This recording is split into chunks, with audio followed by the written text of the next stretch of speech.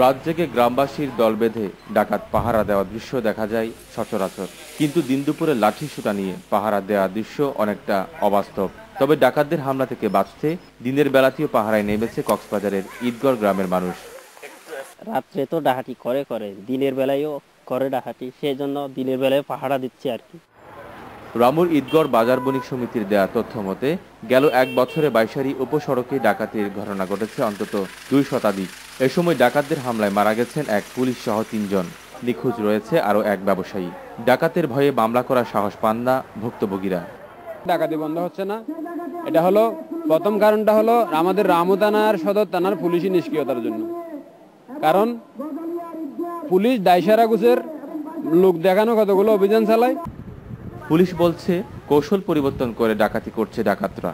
তবে ডাকাতদের ধরতে পুলিশি তৎপরতা অব্যাহত রয়েছে বলে জানান পুলিশের এই কর্মকর্তা। আমাদের এএসপি সার্কেল সাহেবের নেতৃত্বে আমরা ওখানে একটা অপরাধ সভা করেছিলাম। স্বতঃস্ফূর্ত জনগণ আমাদেরকে সহায়তা করেছেন এবং তারা আমাদের সাথে একতা ঘোষণা করেছেন যে তারা আমাদেরকে সহায়তা করবেন। সেই পরিপ্রেক্ষিতে আমরা অভিযান অব্যাহত রেখে গত কিছুদিন আগে অস্ত্রসহ 5 জনকে আমরা আটক করি।